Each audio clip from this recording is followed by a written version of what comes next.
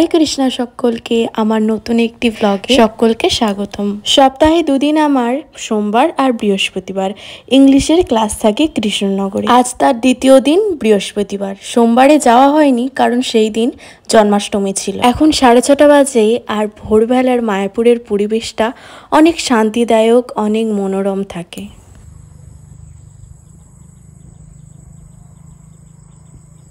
एत सुंदर मनोरम दृश्य देखते देखते आमी हेঁটে हेঁটে चले जाচ্ছি घाटे।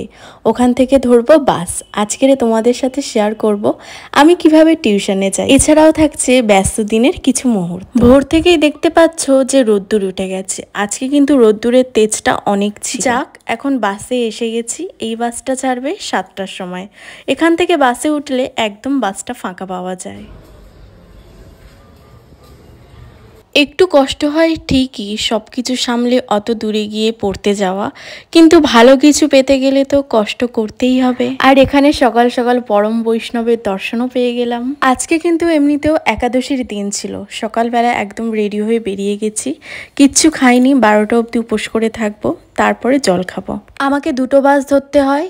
এই প্রথম যে বাসটা ধরলাম চৌগাছায় নামি, যেখানটায় মাঝখানে রেল লাইন চলে গেছে এবং দুপাশে মেন রোড।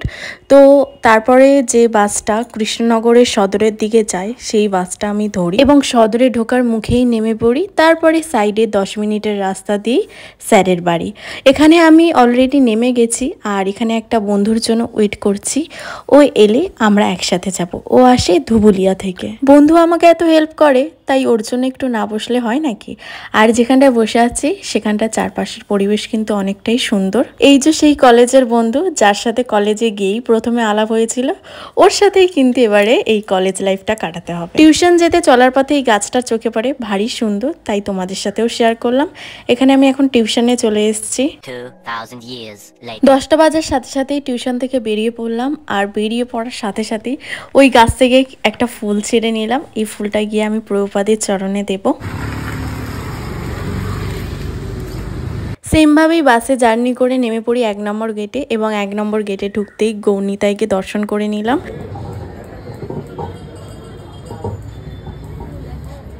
দেখো হাতে করে যে ফুলটা এনেছিলাম প্রভুপাদের চরণে দিয়ে দিয়েছি। আর চারিদিকের ওয়েদারটা কিন্তু খুব সুন্দর। আকাশটা দেখো কত সুন্দর লাগছে।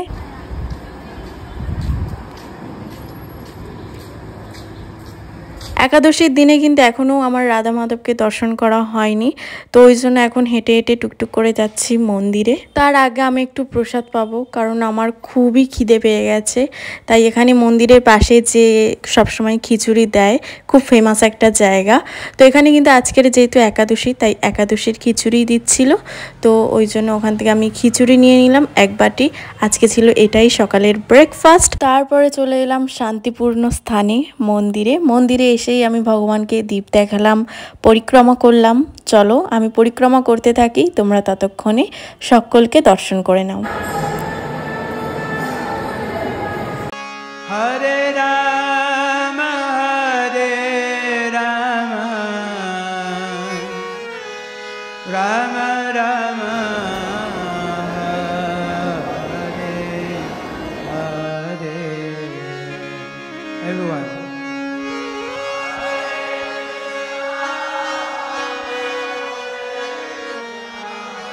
Nirmalado, everybody.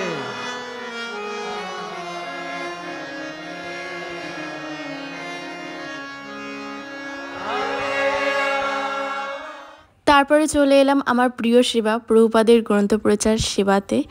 এখন সুলভের সামনে আমি গ্রন্থ প্রচার করব। এখানে অলরেডি কিন্তু সবাই প্রচার কার্য শুরু করে দিয়েছে। হরে কৃষ্ণা।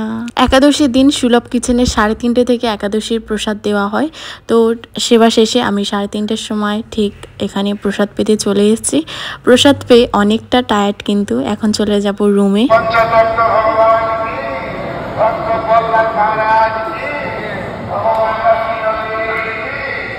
এখানে প্রসাদ দেওয়া শুরু হয়ে গেছে। মহাপ্রসাদে গোবিন্দে। এখানে দিল হচ্ছে প্রথমে কুমড়োর একটা সবজি, তারপরে দিল শসা স্যালাড, দেন সবাইকে দেওয়া হলো কলা। তারপরে ছিল কয়েক টুকরো লেবু, দেন ছিল পেঁপে, আলু আর পনির দিয়ে একটা সবজি। এখানে দেখতেই পাচ্ছ আমি কিন্তু অনেক টায়ার্ড, চোখ মুখের অবস্থা একদমই ভালো না। হেঁটেই যাচ্ছিলাম আর মন্দিরটাকে খুব সুন্দর লাগছিল, তাই আবারও তোমাদেরকে দর্শন না করিয়ে পারলাম না।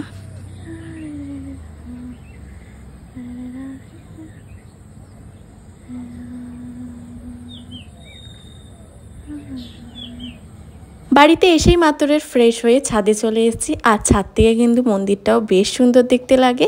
আর এখানে ছোট্ট পুচকে বাচ্চাটা খেলা করছিল, আর আমি নিয়ে বসে গেছিলাম কিছু আধ্যাত্মিক পড়াশোনা করতে। রাতে গিয়েছিলাম একাদশীর দিন গুরু মহারাজের ক্লাস শুনতে। গুরু মহারাজ আশীর্বাদও করেছিল এবং দর্শনও দিয়েছিল।